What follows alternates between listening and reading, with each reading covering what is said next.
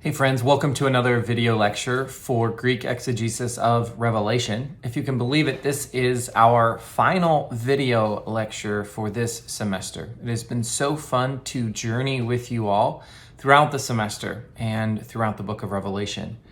The title of this lecture is The Country They Call Life.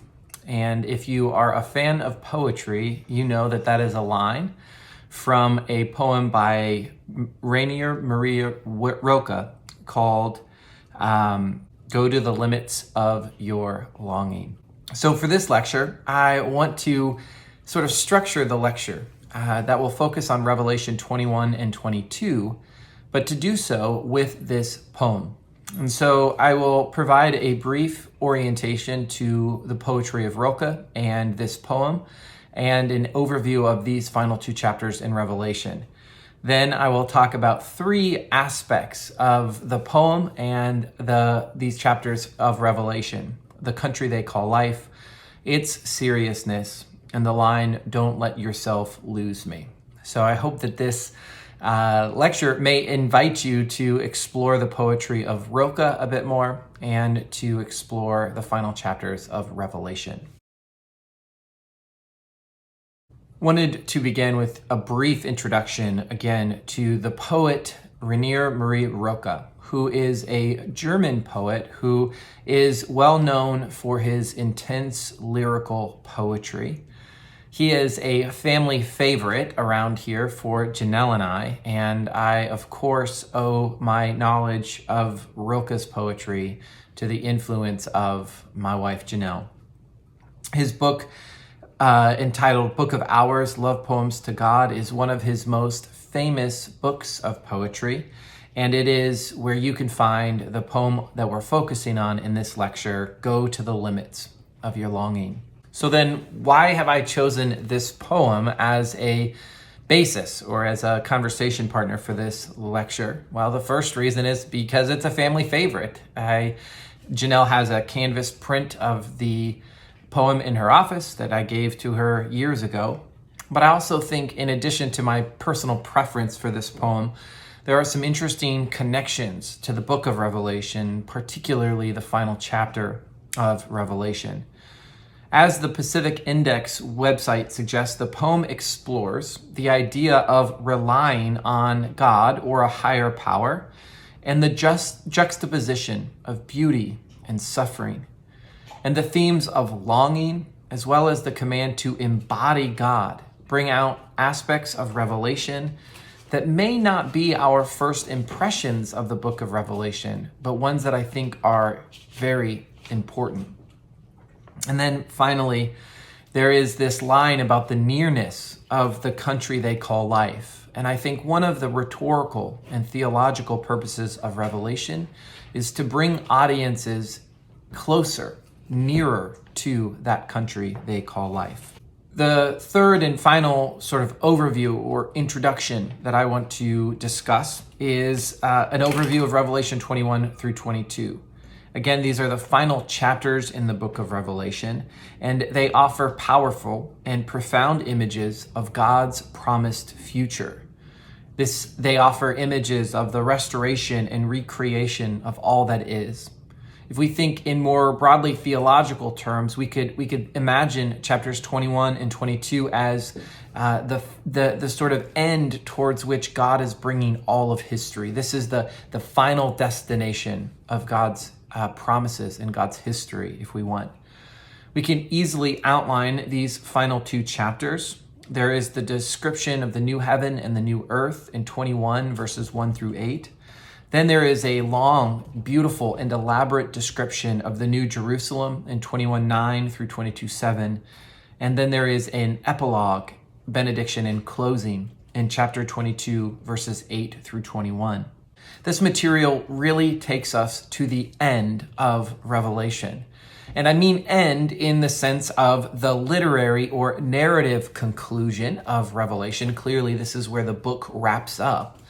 But there's an end that is other than literary or narrative. It is really the goal or the telos of Revelation that offers a captivating picture of God's justice, goodness, control, and recreation that energizes Christian existence. It is this powerful and profound image that I think is, in the end, one of the major goals or ends of Revelation. As mentioned at the beginning of the lecture, there is a line in this poem that talks about the country they call life. And this is one of the reasons I assigned this poem for this week of class, is because the country they call life resonates so much with these images from Revelation 21 and 22. We could say that these chapters burst with images of life. In chapter 21, we see that there is an image in which the new creation, the new heaven and the new earth is one in which there is no longer death or mourning or crying or pain. It is a life or a country of life. We also see in chapter 21, verse 6, this image of the spring of water of life, this spring that creates life, that sustains life, that is life in and of itself. Then in chapter 22, we get this, again, beautiful picture of a tree of life. Again, as we've come to expect in Revelation, the symbolic language is used of a tree that supports life. We have an image that this tree produces 12 kinds of fruit, a single tree that produces multiple types of fruit. And if nothing else, this is a sign of its miraculous fruitfulness, that there is a never-ending supply, that there is never a season where it doesn't produce fruit. There is no out-of-season time period. Moreover, the tree of life is said to have leaves that bring about the healing of the nations. Once again, this is a place in Revelation where we have a tension. Earlier, you might get the impression from chapters 19 and 20 that all of the other nations have been somehow eliminated in God's violent and sudden judgment at the end. But chapter 22 gives us this image of nations, of all sorts of nations of the world. It's a universal vision that stream to the new Jerusalem, stream to the new earth and to the new city of God. And here they experience healing. What a profound picture if we think about the whole of Revelation, of all of the nations that have been misled and exploited and dominated by the anti-God forces that are at work in the world. They stream to the new Jerusalem and they experience healing at the tree of life. Rilke's poem goes on to talk about the city, the country that is of life, and it says that you will know it by its seriousness. And again, this is an image or a phrase that resonates with my understanding of Revelation 21 and 22. The seriousness of God's presence is emphasized, that earth will become the home of God with mortals. No longer will they be separated, heaven and earth. It says in verse 21:7 that God will be the people, the God of the people, and that they will be God's children. It's a temple-less city. It's a city that no longer needs a set-apart space to preserve God's presence, because God's presence permeates that whole created order. And we get an image in 22:3 of God's throne and the throne of the Lamb, which we've seen sort of gestured to in Revelation 4 and 5, are now present on earth. And it is a place of worship and veneration. It's a sanctified place. It's a holy place. It's a serious place. We also get a sense of the seriousness of this part of Revelation with the picture and the description of the New Jerusalem in chapters 21 and 22. Notice the beauty and expansiveness of the description and the use of expensive and fine jewelry and gems. We see intricate details and a massive proportion of this city. In many ways, the description of Jerusalem is a reflection and an intensification of any notion of the ideal city. So it's perfectly measured out in its dimensions. It has a number of gates that are interestingly, never close, but are present. And so all that we might imagine, or all that an ancient author might imagine about the ideal city is replicated and maybe even expanded upon in these final chapters. And in many ways, we see this city as a fulfillment of the prophetic ideals, the wealth and the glory of the nations stream to Jerusalem. So not only do they experience healing, but they actually bring their glory and their wealth, as the prophet Isaiah said they would, to the city of God, to the presence of God. And finally, the seriousness of the city is underscored by the inhabitants of the city. Of course, there is God and the Lamb and their throne that are present in this city, but there is also a number of descriptions of those who are included and those who are not included. Those whose names have been written in the book of life are included, but the cowardly and the faithless have been disincluded. They've been unincluded in this place. Revelation 22:3 says that there is nothing accursed in the city. Again, the very common and universal almost discrepancy between pure and impure, common and holy, is broken down because God's holiness permeates the entire existence. And at 22:5, again, the seriousness of the inhabitants is underscored by the idea that these human inhabitants will reign alongside of and with God. The final aspect of Rilke's poem that I want to weave together with this reading of Revelation 21 and 22 is the phrase, "Don't let yourself lose me." There is in Rilke's poem, and I think clearly in Revelation 21 and 22, an imperative that is found within the indicative. So if Revelation 21 and 22 mostly consists of an indicative, a statement, a description of what will be in God's promised future, there is also an imperative implied in much of this literature. It is a responsive imperative. If this is true of God's promised future, this is what hearers of Revelation ought to do.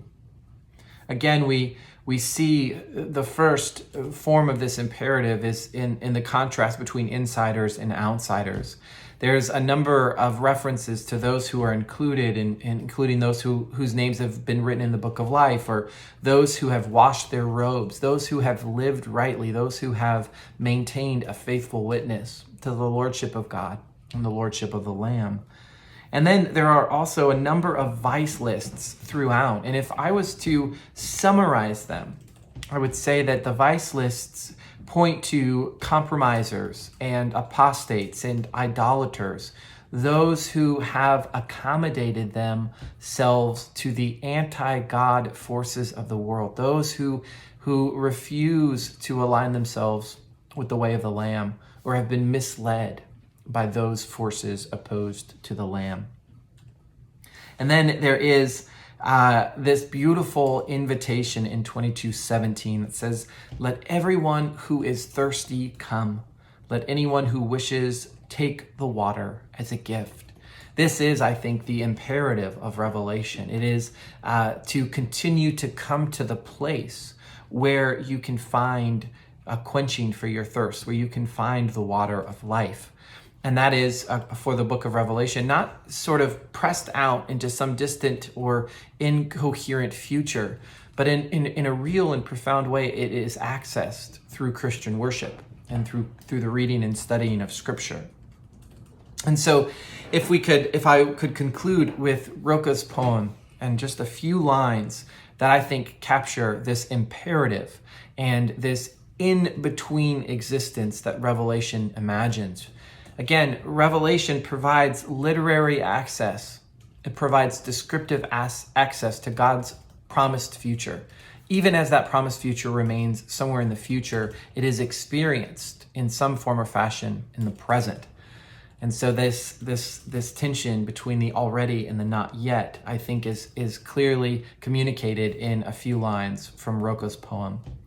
The first is the command to embody God, is to remember that part of the vocation of Revelation is that the people of God are God's servant priests, that they embody God as the priests. Similarly, Rilke has this line about make big shadows that I can move in. Again, the command frequently to faithfulness, to being courageous in the face of death. This is the big shadows that Revelation imagines that the people of God would make, that God would move in and through and in the midst of them. A second command, or a third idea, imperative that we get from Rilke's poem is the line, just keep going. In many ways, beyond the command to worship God alone, perhaps the second most frequent command in Revelation could be paraphrased as just keep going. Keep pressing on, maintain faithfulness, continue to associate with the community, and maintain your love of God and your service of God. And then the final line from Rilke's poem that I think gets at some of the imperative of Revelation is the line, give me your hand. And it's a reminder that because of the incarnation and because of the resurrection and ascension of Jesus, we are not alone. Christians, the people of God, are not alone in their struggles to maintain faithfulness, in their struggles to present a faithful witness in the world. But in fact, God accompanies us through the person of Jesus Christ and through the Holy Spirit. And so that invitation is an imperative. Give me your hand. God goes with us. Well, there's a lot more that could be said about Revelation 21 through 22, probably a lot more that could be said about Rilke's poem, but I do hope that this is a fruitful and a helpful final lecture for our class on Revelation. And again, I want to express my gratitude for your attention and your engagement with these lectures and with the book of Revelation. Thank you so much.